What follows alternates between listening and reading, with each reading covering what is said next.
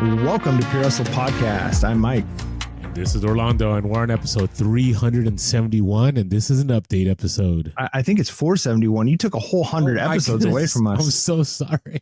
Man, yeah, 471. You know why I got thrown off? I was looking at this Adidas jersey that I have on. Do you know this is vintage? This is a vintage jersey. This is my jersey that I wore in the late 90s. Okay. Oh man, you saved it this whole time. Have you had it listed and it just didn't sell? No, or you I just love this. Kept it for sentimental reasons.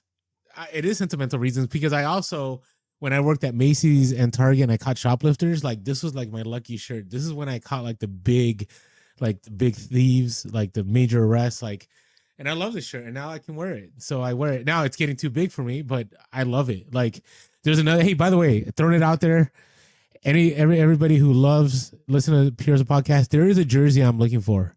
It is the Adidas Predator goalie jersey from the late 90s and has a swirl pattern. It's neon colored. I want that jersey. I've been looking for it. I can't find it. So again, everybody, Adidas Predator goalie jersey, sometime mid 90s, and it has a swirl pattern and is multicolored. So if you what I'm hearing Orlando say is that there's a finder's fee for it too. So well, of course, I'm not asking for free merch.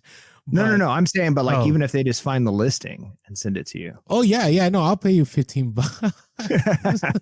All right, so we got an army of people ready to try and make that $15, man. Absolutely, because I've been looking for it. Yeah, but it's a sweet jersey, but it's a certain style. It's a certain style. So, yeah, I was thinking real quick before we get started with our update episode here. Since you said that's your lucky jersey or your lucky shirt you got on, we talked about in the past how people have sold, and I think some of it's just kind of like comical and like purposely silly, but some people really believe some of these things like haunted dolls and things like that. I wonder if you could get more on a listing if you're like, this is a lucky jersey, like whatever team won this game while I was wearing it every time. Like, I wonder if people would pay more for like lucky things, that might be worth running a test on. I'm sure there's a market. I'm sure there is, but yeah, no, here's the crazy thing. Like, I have other things in my closet from the 90s that when I was in high school and in college that like now I could sell, but I can't sell it. And I probably should. That's my problem, right, Mike? I'm a hoarder. That's my problem because you gotta touch the hoarder in you. That's for sure. Okay. Anyways, you got a touch of it. Sorry, while we were talking, I was looking up. That jersey's not on eBay. There's a bunch of them right now that are the Predator jerseys, but the one I want, it's not on there. So bummer. Well, anyways, thank you all for. Sorry, thank you for listening to Orlando's sentimental journey of a goalie jersey. That was the soft open of the episode here. So this is episode 471. This is our update episode. So this is where we get a chance to talk about what we've been doing reselling wise, what's going on in general in the reselling world, give you those spicy bolos, those things that you should be on the lookout for when you're at garage sales, thrift stores, estate sales, Facebook, all the places that you source. What should you be looking for to pick up? And we love that a lot of times, like the hustles of the week that people send in, or some of the things that people mention in the Discord that we have, is that, hey, this bolo you had, or this hustle of the week from, this other episode was something I found at a thrift store or garage sale. Like, so we're not expecting these things to come up every single time you're at a garage sale. But if you listen to the podcast regularly, you're going to get lots of tips and tricks of things to be looking for. And eventually they show up. You end up finding them for sure. 100%. So what's going on with you? Oh, I was waiting. I was waiting for you to ask. Listen, I feel good. And the reason I feel good because my taxes are done. And they were done well. Okay. So I always encourage people. We'll talk about my reseller genie, but my reseller genie, I gotta tell you, made it so easy. I just went in there and I was like, hey, give me my P&Ls, give me my Schedule C, give me, whatever document, give me my cost of goods sold, give me all that. And it gave it all to me and I could just give it to my tax person. Like, there was no stressing, like zero stressing. Right. And it's funny because Paul and Faith, who run my reseller genie, they know I'm like the worst person on there. Like, I never go on my reseller genie. I only go there like every once in a while to make sure things are good. But there's some people that check things every day. I trust that so much, like that I know that it's running on autopilot and it does a great job that I just let it close. This is why I'm able to recommend it, because it does such a good job. Like, I don't stress it. So, and I'm excited because here's the thing, like, there are very few businesses that you can run and you can deduct a lot, right? Yeah. Like I know people Real that quick have before you give this story, since you talked about the My Reseller Genie, we might have some listeners who are like, "Oh, that's cool. I should sign up for that." You know, getting ready for next year's tax season. You might as well also plug our link with them, so that way people sign up using Pure Hustle link. Okay, so right? we started with the soft open, and now we're pushing something within 5 minutes. Well, I mean, Okay. if you're already talking about My All Reseller right. Genie, I feel like So you at least okay. got to let people know to tell them Pure Hustle All right. Podcast sent you. Use our code Pure Hustle. You'll get 15% off the first month. Again, use our code Pure Hustle, and you'll get 15% off the first month. You can find the link in the description below, or you can just go to My Reseller Genie and put the promo code. But that's My Reseller Genie. So back to what I was saying was that, you know, eBay, like, you can deduct like the cost of all your goods that's sold. You can you can take a loss. You can also, you know, your office space that you use, your space in your house that you use for storage, you know, portions of your cell phone bill if you use your phone for eBay all the time. If you end up buying, you know, a label machine, if you end up purchasing labels, you end up purchasing mileage. I mean, purchasing mileage, but you use, mileage is huge, right? Like this year, I think I had like $9,500 back because of mileage, right? And the years I was doing full time, it was like double that, even more than that. Especially when I was doing the crazy Amazon, like driving throughout the country, like it was insane numbers. There's so much, right? So if you're selling on eBay, don't miss out on that, because I know someone else, they have a business, right? And their business, like the only thing they got to buy is they got to buy like some sports equipment, and that's pretty much it, right? And it killed them. Like they made money, but all the money they made went to paying their taxes. So they actually had a losing business. Like they didn't make any money on their business because it all went to Uncle Sam. So eBay's different, right? Because eBay, you have the opportunity. If you do it right, you can get your deductions in play and you can help yourself out. And I'm going to also veer off things a little bit. Gary Vee's latest thing? Gary Vee's latest thing about social media is that you should talk about things that you normally aren't in your niche, but you enjoy talking about. And we're not going to do that this whole podcast, but, you know, for taxes, like there's a couple of things I learned. Number one is if you're helping your child in college, like you can get like a $4,000 credit or something like that. I didn't even know that. And it was like till the end of my taxes that I brought up that I helped my son pay for his college. And she's like, "Oh, well, you should put this in here." And I'm like, "What?" Like that was money that I didn't know. There's some other stuff too. Like if you take out of your retirement, you should roll into an IRA and then take it out of your IRA because you don't get that tax penalty. Didn't know that. Now, investigate that. This is not financial advice. That's kind of like what was shared with me. And I'm like, I didn't know. And so I want to encourage you guys, like when you do your stuff, especially now that we have AI, right? It's a lot easier to research. Like make sure you research. And I always encourage people that do eBay, especially if you're full-time, I would not do your own taxes. I would not TurboTax it. If you're part-time, I think you can. But if you are someone that has, you know, for us, right? I have eBay, I have Amazon, I got the podcast, right? I have other streams. Like I got to pay my tax person. Now, is my tax person expensive? Sure, they are. Like I pay like around $1,000 whenever I get my taxes done. But that $1,000 also saves me thousands of dollars, right? So I remember when she was like, "Oh yeah, I found this. Like you can get, you know, your college credit." She upped my bill by $100, and she's like, "Oh, I just want to let you know I adjusted it because of this." Now I could have been mad about that, but that $100 saved me $4,000, right? So it's worth the investment. So find that quality tax person. I think we're in a place right now that you really want to make sure you do everything you can to make sure that you keep every dollar for your family. So anyways, that's just my thing. So I was happy about that. Happy about the tax. Are you proud of me, Mike? They got sent out in time too. It was like October 15, in time after your extension. So let's be honest here. Correct. It's like that's like asking your teacher, "Can I get extra time on this?" And then they give you extra time, and then you turn it in. You say, "Look, I got it done in time." It's like, well, did you? Okay, did you really? Well, in Orlando's vocabulary, it's on time. It's on time. Okay. All right. Hey, also, so it's been nice getting back to like eBay stuff, in the sense that I've been selling on eBay this entire time, but it's been kind of coasting a little bit sometimes. And I've made an effort to ship everything on time. I've made an effort to end and sell similar daily. I've made an effort to start listing daily. And I got to tell you, the results come through. Right there, like Mike and I have said for a long time, there is no magic formula to eBay. It is grit, it is hard work, it is discipline, it is determination.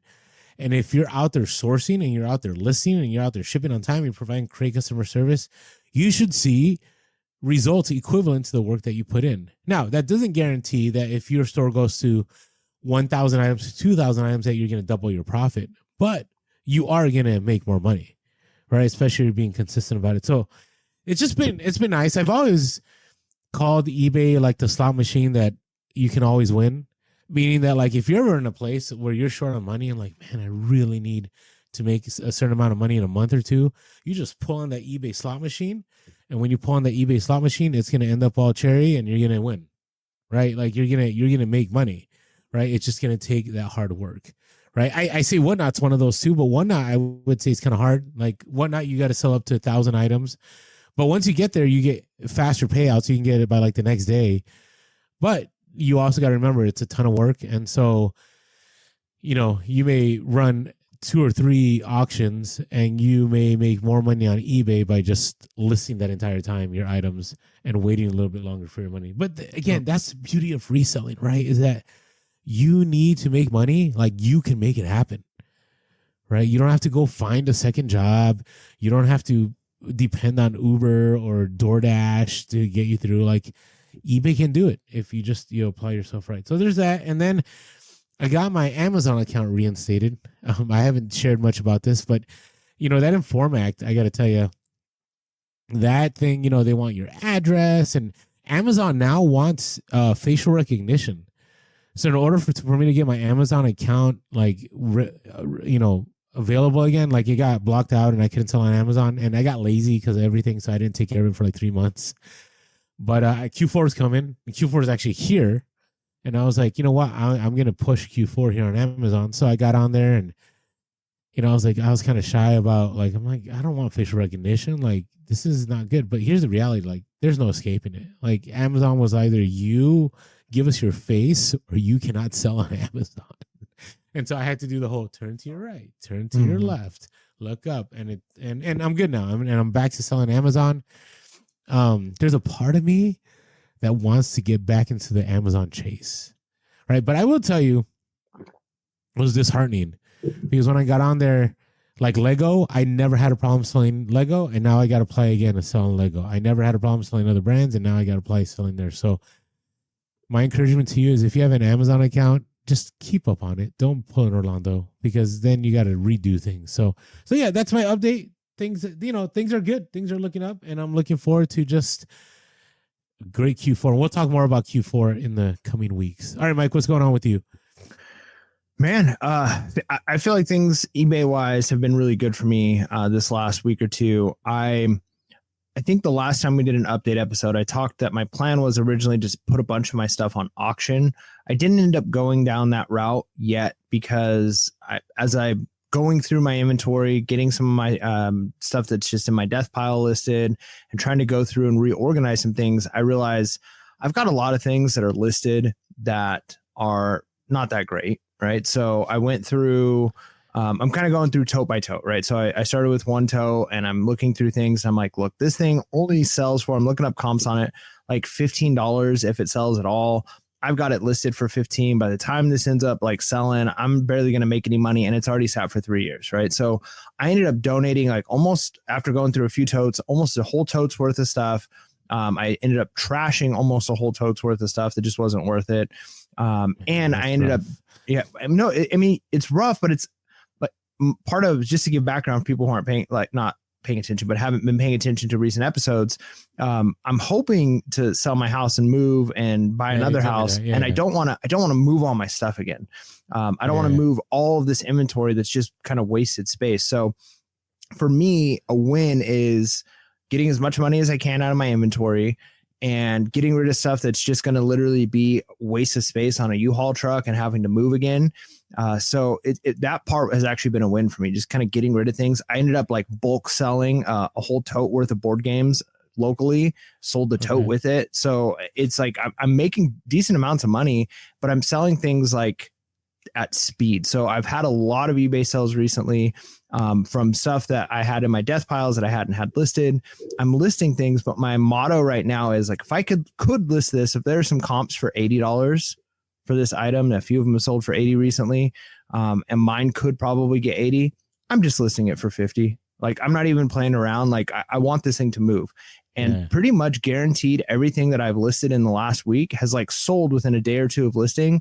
And I know, like, I'm in my mind, it's like, I could have got more. I could have got another $20. I could have got another $30 on this item. But for me, it's like, I want to just move this stuff. And so things have been moving. In fact, like I had some label printers I bought at a thrift store. I bought 3 of them, and there were some comps going well over $100 each. And mine were open box. So each box had been open. The box is a little bit damaged, but like the actual label printer on the inside, like brand new. I listed those for $80 a piece, and all 3 of them sold to the same person within like 5 minutes of listing. And so part of me is like, I probably could have gotten more out of those, but at the same time, they've been sitting forever. And if I would have been like, hey, the best comps on these are going for like $130 a piece, I'm going to list all 3 of them at 130. I could be sitting for another 6-7 months before one of them sells. And it's like, hey, I got full price on that one. Whereas this way, I'm almost guaranteed to sell them. If I'm purposely undercutting all my competition. Instead of just running sales, I'm just listing it at the initial price. Because when you first list an item, I feel like that first week that an item is listed, it's the hottest, right? Like, it's more likely to sell than anything else. And I don't know if that's just the algorithm, if it's just because it has the most recent data, like that you used for looking up comps when you listed it. But even when I do the end and sell similar, I don't have the same kind of turnaround that I do if it's just a brand new, fresh listing. Maybe the end and sell similar would be if you waited like 24, 48 hours before relisting it. But I still think, as much as that's been helpful, the newest listings are going to, the algorithm just pushes them. And for some reason, they get pushed a little bit more. So if I'm undercutting my competition on those new items, they're moving, and they're moving pretty quick. And so for me, it's been worth it, because the amount of items I've sold, the amount of items that I've sold locally, the amount of items that I've trashed or donated, like my shelves, they're not bare yet, but they're starting to like get to more manageable. Like my death piles have shrunk significantly. My shelves are now like, it's easier for me to organize things. And I'm already seeing the light of like, okay, if I keep this pace up for the next couple of months, then by the time I move, I'm looking at having maybe half the inventory that I currently have. And the move is just going to be that much better. Plus I'm going to be cash heavy, right? Like I think it's not a bad thing to necessarily be cash heavy and inventory light, because another reason I think sometimes newer items do better is because you just get better as a reseller. The things you bought 2-3 years ago, trends could have changed. The customer desire for those, items, that kind of the trendiness of it could have changed. The availability of the item, maybe when you first bought that item and listed it, maybe you were only a handful of competitors, but now there's a lot more. So I feel like I'm going to be in a much better place after my move when I've got a lot of money in the eBay bank to go buy more stuff. And I'm coming with more experience. I'm coming with fresh data. And if I keep this kind of mentality of like the fast nickel, I'm posting this at a price that's going to sell quickly. I think I'm going to be in a much better place. So overall, I've been really happy with that. I've had to Frankenbox a couple of items, those 3 label printers. I didn't have any boxes that would fit them, but I had 2 boxes that kind of did, and I had to cut them down and make a lid and all that. So it's things that it seems weird to say I'm excited about the fact that I've had to sell things at a cheap price and I've had to like throw things away and donate. But like, man, I feel so much better right now with my reselling business than I have in a long time. So it feels pretty good. Hey, you know what? There's no better time to be pumped about your reselling business than Q4, right? I thought you were just going to say than right now. Like, there's no better time than now. Like, well, yeah, it's true too. But live in the moment, right? live in the moment, which is, I don't know. I am so grateful because I think about the freedom that eBay gives you, right? Not that eBay, people aren't gonna like that I said that, but that recently. Thank you, eBay, for granting me freedom. Yeah, I know. But it's the idea that, like, hey, if there's one thing that's consistent right now, if everything else in your life is crazy, like, you can still consistently sell on eBay. You can go to garage sales, you can pick up things, you can list it, and you can sell it, right? And I don't know, it's just crazy, and it's weird because you try to talk to people about it and they don't get it, right? They still don't get it, right? It's but so that was so we're gonna move on to our random stories, being that we already talked about my reseller genie, but it was kind of fascinating. I went to this donor development thing where you learn about how to raise money for your school and all this, and I constantly was reminded of, like, you do really well reselling when you develop relationships with people, right? Your influence is important, right? You being able to get your business cards out there, you being able to talk to people that work at the thrift store, you being able to talk, do Amazon arbitrage, Walmart managers, Amazon Target managers, your ability to just connect with people, right, is so important. And it's the same thing, like, when you're trying to raise money, like, it's all about building trust with people, right? People have to trust who you are. They have to trust what you're saying. And then eventually you can, have those asks for money. But it's the same thing with eBay too, in the sense, especially when you pick up inventory. Like, if you really want to get solid about picking up good stuff, about being known as somebody who's willing to, buy inventory, like, it's going to take a lot of shaking hands and getting out there. I remember when I was in the last few months in San Diego, like, I had a really good relationship with people that were helping wealthier people, like, clean up their space and move stuff out. And I remember what ended up happening is, like, people knew me as, like, the go-to guy, like the guy before the junk hauler. And I would come in and I wouldn't offer a ton, but I would offer not pennies on the dollar. I would offer dimes on the dollar, if that makes sense. And I would be able to pick up a ton, and it was nonstop. Like, if I wanted to pick up stuff multiple times a week without ever going to a garage sale or estate sale, I could. Right. And it was part of just doing that. And it was interesting because I would share this story with people that, they've raised millions of dollars. I'm not that guy yet, but I'll get there. And I share with them, like, my eBay entrepreneur story. And they're like, those lessons apply to anything, right? To everything. I also was talking about, remember we read Tim Ferriss's 4-Hour Work Week? Mm-hmm. And Tim Ferriss had said, hey, for 30 days, I think it was Tim Ferriss, was like, 30 days, learn how to accept no, right? So ask somebody for a discount, ask somebody to help you out. Obviously, you want to do it in a way that people won't get fired. But, I've been doing that again just for practice. Like, the other day, I went to a restaurant, I was in a meeting, and, I'm on this carnivore diet thing, so I can't eat, like, bread and stuff. And so I was like, hey, can you just throw in some side bacon? And they're like, sure, which costs the restaurant more than a piece of bread. Right. And I was like, hey, could you throw in another egg in my omelet too? And and I just kept asking until they said no. And I probably end up getting like a $20 meal for like $20 meal for like $12, $13, whatever. Right. It's because you ask. Right. So I love it. There's a part of me that enjoys the negative comments on my old videos going to garage sales where people are like, Orlando, you're always asking for the deal. You're always asking for more. Here's the reality. When people shake hands with you and you make the deal, that means that they're happy. They got rid of something. They're okay with the price. They got rid of it. You're not offending anyone. You're not hurting anyone's feelings. Like, that is what the business is. So if you're uncomfortable in reselling, or you're like, man, I go to the thrift all the time, I go to garage, so I just can't find stuff.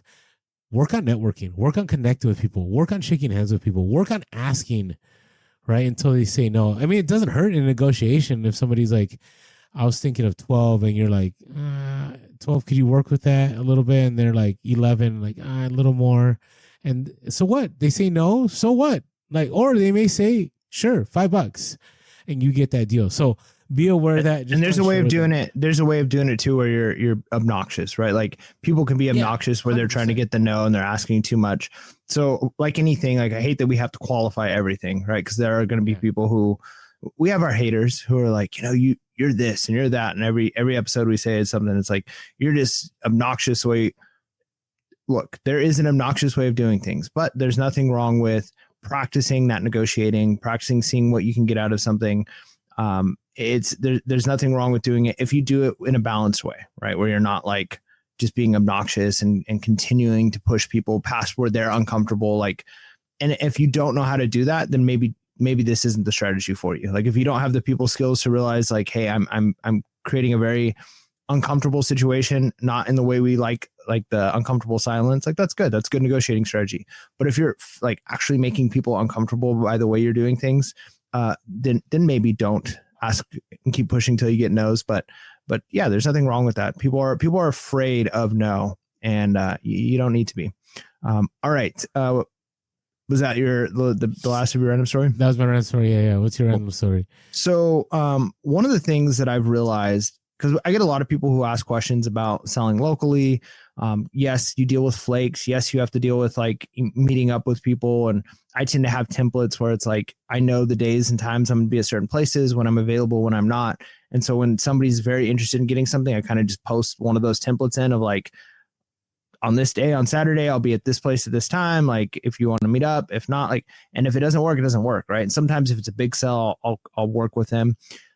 But one of the things that's nice about selling locally, I'll give you an example, a very specific example. I bought at a swap meet and I don't remember what I paid for it. It was probably like $5 or $10, but an in the box Sega Genesis Classic, one of the ones that has like the 81 built-in games. Okay. Right. So it's a newer model. It's not actual old Sega Genesis, but it's like a Sega Genesis. You could put cartridges in it. And that's mostly what I used it for, was just testing some cartridges that I had.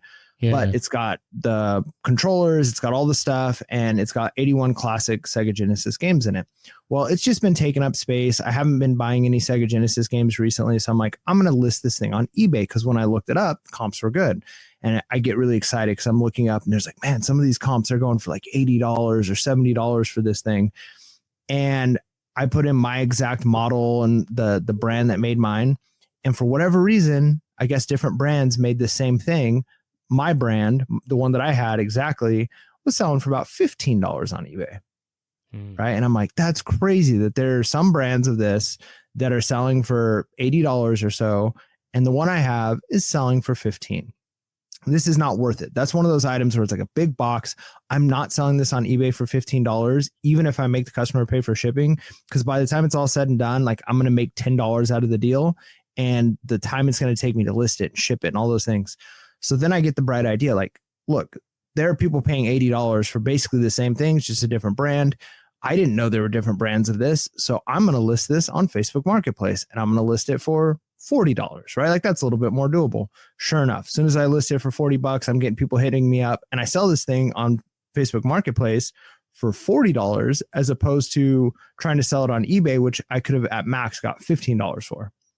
Right. So just thinking about that there are certain things where it's like, hey, collectors and certain people, they know exactly what they're looking for. eBay is where they're going. Your model, your version, your condition, it's not going to get the dollars you're hoping to get. But locally, there's some people, they just don't care, right? It's like, hey, I'm looking on eBay and these things sell for $80. So there's somebody selling it for $40. I'm going to buy it for $40, right? So sometimes it is better with certain items to sell things locally as opposed to trying to sell it on eBay, because the prices on eBay might actually be lower than what you can get locally. Oh, man, you and the local stuff. I got to tell you, local is patience. Local is patience, right? That's my thing. Like, you got to be patient. But yeah, no, it's good. It's good. All right. I feel like we're already 30 minutes in. Like, this is quick. This is 30 minutes in, man. Okay. Hey, we're rocking and rolling. Before we move on, we're to our reseller topics. I want to let everybody know that you can follow us on social media. We are Pure Hustle Podcast on all platforms, except we are Pure Hustle Cast on X. If you are watching the podcast, please hit that subscribe button, smash that like button, click that bell notification. Or if you're listening to it and you've never seen our mugs, please come on over. Check us out. Actually, I don't have that much of a mug. And when he says mug, he's talking about face. I do have a physical mug. We used to have Pure Hustle Podcast mug. We do. I know it's somewhere. It's in a box. I still haven't fully unpacked, by the way. Here's what's crazy. I just talked about Legos right on Amazon not selling. I just sold a new unboxed Lego on eBay. So there you go. There you go. Hey. Somebody was listening. All right. Hey, and also if you ever want to shoot us an email, if you ever find that jersey, right? This is how to get a hold of us. purosapodcast@gmail.com.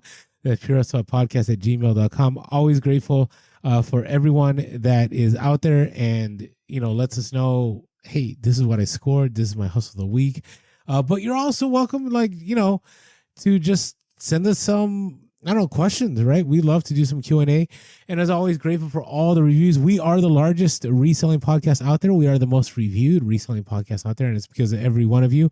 But we always would love to get more iTunes ratings and reviews. Only if they're 5s, though, because we still got that terrible 4.8, which really bothers me. But I want to get us back to 4.9. Even though I think like Joe Rogan and all the big podcasts have like a 4.7 or something. I'm sure they're not like, but it hurts. It's okay. It's okay to have haters, man. It's okay. I know. I'm looking at Joe Rogan's right now while we talk. He has a 4.5. So, but he also has 218,000 ratings. But if you think about it, we're beating Joe Rogan. We're beating the Joe Rogan experience as far as our quality rating wise. Yeah. That's impressive. Okay. All right.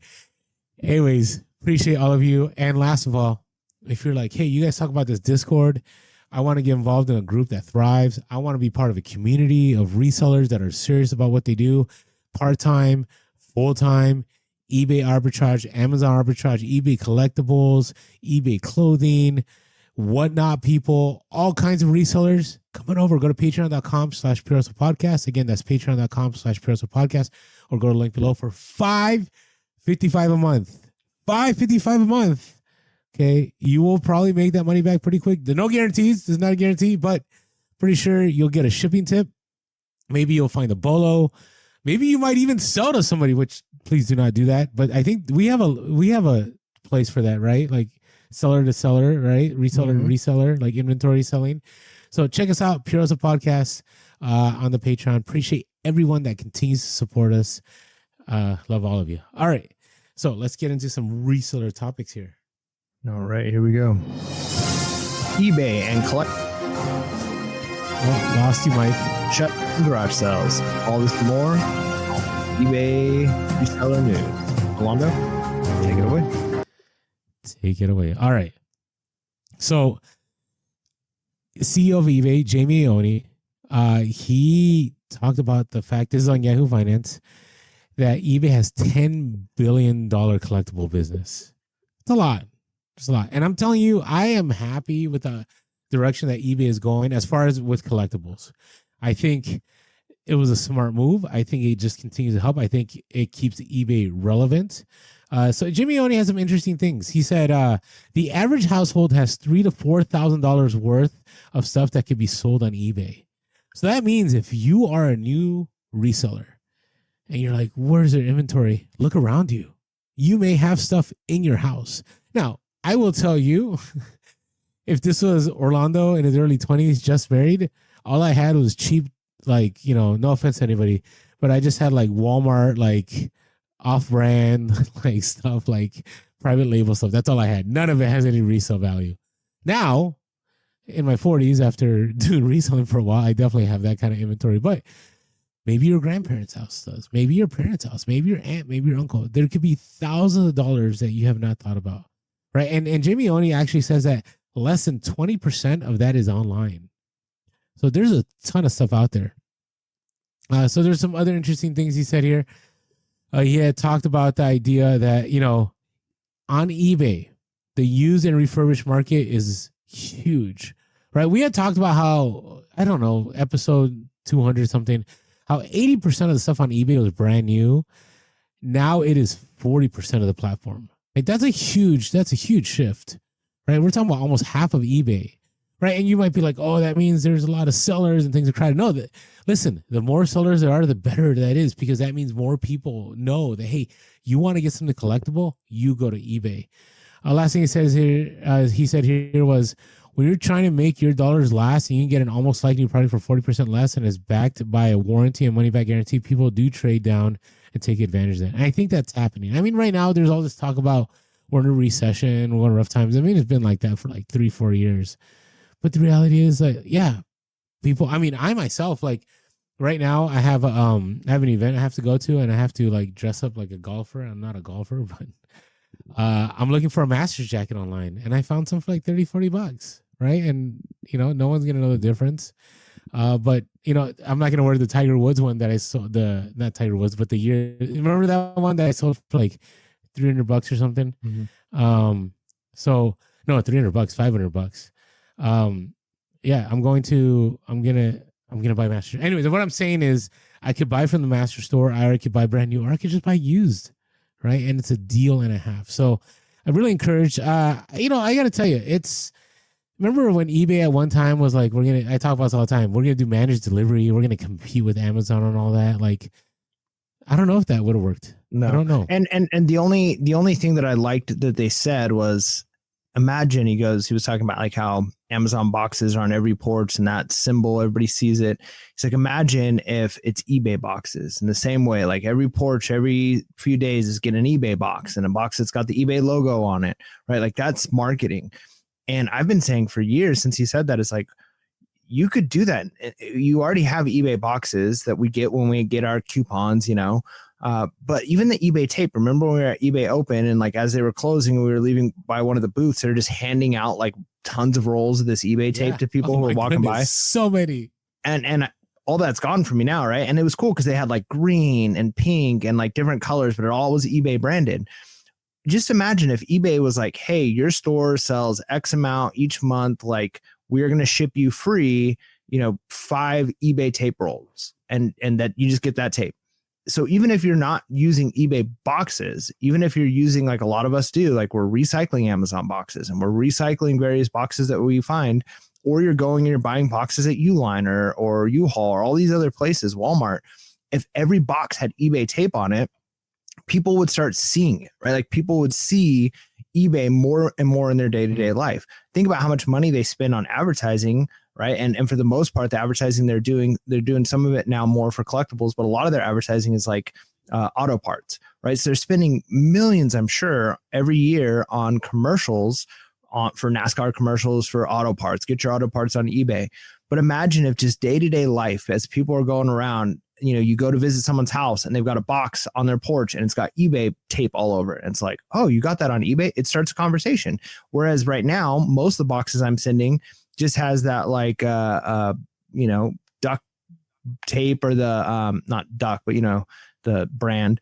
And then, or the American Bubble Boy tape, right? Like that's the only tape. And a lot of times it's an Amazon box. So as far as people know, it's like, oh, you've got an Amazon shipment. So it's like eBay should be sending out, if nothing else, tape, right? Like that should just be in every reseller's pocket. That would be a way to like reach people, so people start realizing like, hey, eBay is a place I should be going. Yeah. eBay, if you're listening, give me free tape. Listen, eBay, if you want, right now on our like little StreamYard thing, we could put eBay, right? The number one place to sell or something like that. Like, yeah. And we'll only charge a fraction of what you're paying to be on NASCAR ads. 100%. Talk to our agent. They'll get you all squared away. Our lawyer is working really hard in the background to make sure it's all legal and up to speed. So there you go. But yeah, no, I still agree with you. Like that, I think that's the one place like eBay is dropping the ball on. So anyways, but it was good. It's good. I'm happy about the fact that eBay is going in that direction and continues. Now, the other side here that I'm going to talk about is like, I'm not understanding. This is from a value-added resource. I would like bookmark this website because they have a lot of reselling stuff on there. It's really good. So I guess eBay Live is expanding to hard goods, health and beauty, art and antiques in bid to catch live stream competition. So they say just 2 months after sellers left eBay Open 2025 frustrated by being left on the live stream sidelines, which is still frustrating because we're still on the sidelines, eBay Live is racing to catch up with the competition by expanding into other categories. And so eBay Live has launched over 3 years ago in the US and it's been alive for a year in the UK. But here's the thing, like you're only able to do it if you have like a massive social media presence, and you also have to apply. I don't know if you knew that. But there is an application. It's a seller application. So I'm pulling up the seller application form. But on it, you have to confirm your age and name and all that. But here's some interesting questions, right? It's they ask you what category you're in, but then you have to select all the platforms that you use to showcase your merchandise. That means if you're not on Facebook, you're not on Fanatics Live, Instagram, Poshmark Live, TikTok, whatnot, other, I think your chances are less, right? And then they ask if your business has social media accounts, what is your combined follower count across all platforms? So you need to have a following, right? I think you and I, if we tried, we maybe could. We're not that big, but we got a little bit of fun. We got some awesome people that follow us, so I don't see why we couldn't. But it's interesting because then on this report, they talk about the fact that, yeah, right now it's only, cards and like fashion streetwear and stuff like that. But they're only opening it up to people that have large followings, are known like in the communities, and you have to have live streaming experience. So it's kind of interesting. Like I still, you know what? Somebody let me know if Craigslist Hunter is doing eBay live stream, because I've mentioned this before. Like, I think it's been 2 years now where he was like, guys, I am so excited. Like, eBay told me about eBay live streaming. He actually even showed it, like how it'll just pull your listing and it'll show it on the screen, like your pictures, and you'll just be able to do the auction. Like, it's super easy, right? Because on Whatnot, you have to take pictures of items, you have to list the items, like you got to organize it by hanger, like you got to do all these crazy things, right? Where on eBay, it's pretty streamlined because you already have your stuff listed. And so I find it interesting that, but the benefit of something like Whatnot is you don't have to do all those listings, right? So like, yeah, it's great if it's like, hey, I've got a bunch of inventory I'd like to do, but if you're like, hey, you're going to run an auction, like imagine if the Whatnot auctions we've done, if before you could run that auction, you had to list all of those items individually the way you do on eBay. That'd be crazy. That'd be awful. It'd be awful. Well, this is the way the Value Added Resource ended this story. Who wrote this? Shout out to, who's the author of this? Liz Morden. Liz Morden at the end says, let me get to it. We're almost there. Oh, there's some pretty harsh language about eBay. And here it goes. eBay has a long history of blundering into telling their customers to spend more time on competitor sites over the last few years, which has raised many questions about whether CEO Jamie Iannone realizes Meta is a direct competitor for both buyers and sellers with Facebook Marketplace. So basically what's being said is like, hey, eBay, you're losing marketplace value too, because like you could do Facebook Live and sell stuff on auctions. You could do Instagram and sell stuff on auctions. Like eBay, just open it. You know what? How about you just open it to top rated sellers? Or maybe you just open it to people that have been on eBay for over 5 years. Like there has to be better qualifiers than that. Because my guess is there are people. I still disagree. So? No, I still think that the whole live selling on eBay, it's not their game. They need to stay out of it. It's really? I think it's going to turn eBay into trash. Like it's not. It makes sense. It makes sense for like, okay, for the big people who have the followings. If you're a big store that does collectibles, it makes sense in a limited sense, right? But I think if they open it up, it's going to make eBay.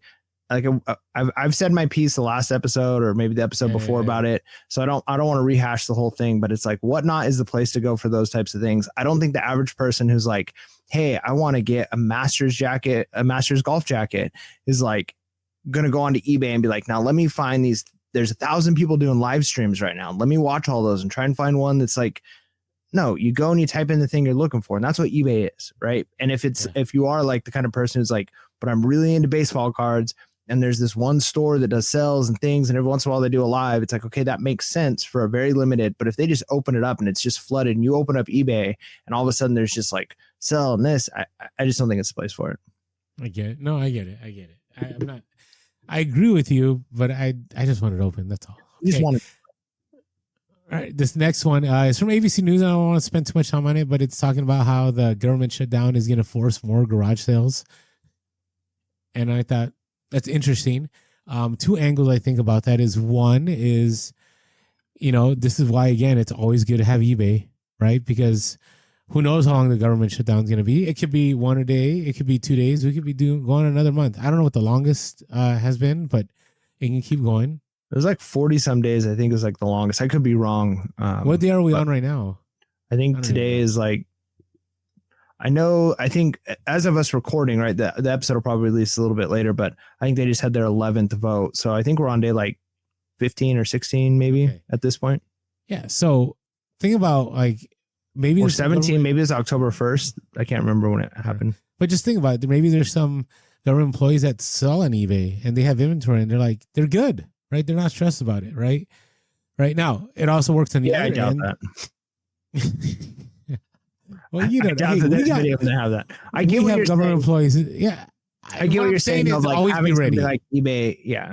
No, because no Always matter be what ready. job you have, it's good to have. We talked about having that forget you money, right? Like not Oh, that's everybody can different, have. but yeah. Not everybody can have that kind of money just in the bank account with investments. They could just live the rest of their life and then work and then know like, hey, I've got this money where if things don't go well, I've got this nest egg. But everybody should have some kind of backup, right? Whether it's like a backup career they could fall into, whether it's some side hustles, things to help, even if it's just a temporary stopgap. So yeah, for a lot of us, like eBay is that thing, right? Where you can ramp up, you can, make it go more. You could use it as a stopgap if things get tight. So it is a good thing for us. But like, I think it's almost comical to think like of the people who are not getting paid by the government right now, that many of them already have eBay stores and they're like, oh, this is fine. Like the fire happening on that meme, like the dog just sitting there, like this is fine. Everything's fine. Yeah. Okay, but on the other side, and people are going to hate me saying this, like if you live in the DC area, there may be a lot of garage sales for you to go to in the future. Who knows, right? Now, I'll be real with you. I don't, I was going to say like, the IRS isn't fully open again. I'm not feeling too bad about it. But so maybe there's a lot of garage sales nearby. But here's the deal. Like, always be ready because you never know when things are going to hit. You just never know. I mean, if you look, I mean, here's the thing. Like, even looking at how gold has been doing, right? Like, gold has like more than doubled over the last couple of years, and it's always kind of a scary thing to think about because there's oftentimes an inverse in the relationship between like precious metal assets like gold and just the economy in general. And so, that being said, like, we've talked about for years now, we've been talking about like we have signs of recession. This is a recession. There are areas where things have gotten better. There's areas where things have gotten worse. Like I don't think anybody is foolish enough to say like, hey, we're in some kind of utopia now and everything is better. Like there's AI bubble, that's like bigger than the .com bubble and bigger than like all these other, like we're in a position where when 2020 happened, it was like a black swan event. Nobody was prepared for something like that. But all of the signs are showing like we cannot stay in a bull market on stocks indefinitely. Like there are periods of expansion and then periods of retraction in economies, and it could be a really nasty one. Or maybe we weather it just fine and nothing bad happens. But like I think at this point, like I'm not saying everybody needs to become a prepper, but at this point, you'd be foolish to not be trying to find some way of like preparing for something bad could happen. Like the economy could get worse. Things could get bad, not just in the United States, but globally. Like if AI continues to go the way it's going and it costs a lot of people jobs, or if this AI bubble bursts and all these companies and stock, like we're such an intertwined global connection now of all these companies own each other and own this and that. And people don't realize like how intertwined it all is. And so all it takes is one little problem in the chain somewhere. And so, yeah, obviously all of us want things to do well. Like nobody's saying like tomorrow's the day everything's going to crash, like be ready. But I think you'd be foolish at this point not to expect that something could go wrong. And so, yeah, having that eBay as a backup, having some kind of side hustle, trying to prepare yourself so that way if things get worse and like I know the job market right now is, depending on the sector you're in, it's pretty terrible, right? Like if you're trying to get a job, the housing market is awful. Like, so we're just in a time and a place where if you've got a full-time job, today wouldn't be the day, but I've said this before and I was wrong for like some people, like think of Tim the Slim, right? Like I was kind of like, I don't know, Tim, you got a decent job as a teacher. Like, do you really want to go full-time reselling right now? Do you want to just keep like up the side hustle? And he's done really well as a reseller. Like that was a smart move for him. But I still think generally it's good advice to say, unless you can 100% go full-time and you're like set with like years of savings and like, if you have a full-time job, it might be a good idea to keep it, but continue to ramp up that side hustle so that way you have that thing to fall back on. Agreed. Hey, nothing wrong with just listing a few items a day, right? Going towards it every once in a while. All right. So yeah, that's our reseller topic. So it is time for our But I'm waiting for the music. I mean, I was not gonna start playing the music while you were about ready to do the sound effect yourself, man. That's great. I feel so exposed. Bolo. What's your bolo? Hanging there.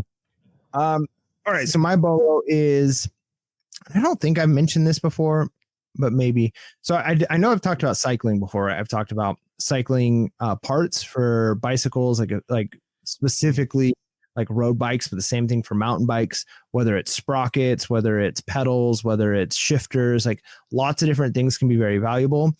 We've talked even about like the shoes, right? The clip-in shoes. But one area that I think can often get overlooked, like if you go to someone's house and you're at a garage sale and they've got some cycling bikes and maybe like it's just not your thing. Maybe they're old. Maybe it's like, hey, these are some really, really old stuff and these bikes aren't worth anything and the parts that are on them aren't worth anything. Cycling tools, right? Like I just sold a derailleur, right? Like a not the part derailleur like as you're riding, but like a thing that like allows you to like remove that sprocket off of a bike and whatever. And okay. So that tool itself it's specifically designed for that. Like if you don't have that tool, you can't work on bikes that way. Like you can't replace that center axle and all that. Anyways, I was able to sell this tool for I think I sold it for 60 and I probably could have got closer to 90 for it if I wanted to wait top dollar. But it's like a $5 pickup at a garage sale selling for $60 and it's just the tool. There you go. Right? People who get those bikes and they work on them, they buy specific tools to use those. And those tools, like most bikes, like cyclists, like there are certain things you can do by just pulling out like some wrenches, right? Like you can have an Allen wrench and tighten things. But if you're actually like taking things apart, putting them back together, you have to have specialized tools for it that are made specifically for that. And those tools brand new are very, very expensive. We're talking several $100s. And so if you're at a garage sale, you're at a thrift store and you see like bike specific, cycling specific tools, give them a look, right? You might be like, hey, those bikes are old. I'm staying away from the bike stuff, but look to see if they have some tools that work for it because there's definitely money there. Oh, there's so much stuff out there. Like when I read your bolo, I was like, I didn't know you were going to go down that road. So that's pretty cool. All right, because mine isn't as cool as yours. Mine is like, listen, baseball season is wrapping up. Isn't it wild that we're in mid-October and we're still not done? Like, I think it's wild. I remember like back in the day, baseball being done like in September. Maybe that's just me. But here's the deal. People's baseball seasons end, right? Even with travel ball, like it is year round. But right now is a great time. It's a great time to source either baseball gear, like, you know, your team that didn't make the play, like the Padres again, like, you know, now is the time because people are like offloading some of that stuff and, you know, bobbleheads, whatever it is, like it is a great time to source. Now, it may take a few months for you to sell it all, right? Because people aren't thinking about that, but you want to be ready. Like you can get stuff for so cheap now. It's a great time. Like baseball gloves, baseball bats, like all those things, like those are great. And I would tell you, it is really easy to like put them all together and get a great deal at garage sales. I love going in and buying like 5 bats for like $50 and then selling one for like 100. Happens all the time. Baseball gloves, you know, buy $2-3 a piece, sell them for $30 a piece. Maybe you buy a nice one, right, that you can sell for 80 to 100. So keep an eye out for baseball equipment. Even if it's used, you're still good. And think about your hometown. Like if your hometown, you know, there's a lot of people that just gave up on their team and donated their stuff. You never know what is available for you there. So that is my bolo. Nice. Very good. All right, Mike, what are you looking forward to here? I'm looking forward to keep going through this death pile that I have. I've like I said, I'm fire selling stuff and it's been working. And I think I can probably, I'm not even listing a lot of things. I'm only listing a couple times a week, like really focusing on it. But I think that if I keep this pace going, I'm going to be in a really, really good spot come this move that hopefully I have, right? We haven't even relisted our house. We took it off the market because the housing market is just so bad here. But hopefully things pick up, maybe some interest rates drop or something, and we'll be primed for that, right? Like even like we were talking about earlier, being ready for something bad to happen with having your reselling going and other side hustles and, you know, saving where you can. It's also a good idea and what we're doing right now is trying to be prepared for that thing to come. Like if you want something to come, you got to take steps and actions as if it's happening, not because you're manifesting it, but because if you're not moving in that direction, it's never going to happen. And so if we want that move to happen and I want it to be smooth, we're going to sell this stuff because, man, between your story, my story of moving, and so many people in the Discord, it could be brutal on your reselling business. If you're moving inventory, things break, things get lost, you end up, it's tough. So I'm gonna make this happen as smooth as possible, and it's gonna be a great restart when I've got a ton of money sitting in my reselling account and space to go buy and source what I know is going to be profitable instead of stuff that was profitable maybe 4 years ago. Yeah. All right, man. I gotta tell you, I am. What about you? Guys, I am ready for Q4. I'm gonna start listing again. Listen, I love what I do. It is full time, and it will always take priority. But I do have those times that I've been lazy that I could have just listed, and instead, I decided to do something else. Now, I will say I am very focused on my health right now, so that does occupy a lot of my time. Where I could probably be listening during that time, but maybe I could list like in the sauna, or maybe I could list while whatever. I don't know, but I want to build. I want to build again. Like I feel that I have been on the sidelines and I've let some, here's the reality. My son, I'm helping out in college. That's caused me to get into debt a little bit, and I want to get rid of that debt. So I'm going to start building again. I want to be ready for whatever. So I'm looking forward to that. I do have plans tomorrow to go into my garage and build my shelves and put my inventory on my shelves. Like I'm actually going to start organizing. So hold me to it, Mike. Next time we talk on the podcast, go, hey, Orlando, have you been organizing your inventory? Have you been listing? I mean, this is what we do, right? This is what we talk about in update episodes. So, and we may just make next week's episode another update episode. I don't know. I feel like we're primed for that right now. But we'll throw in some hustle the weekend there instead of some bolos. I like it.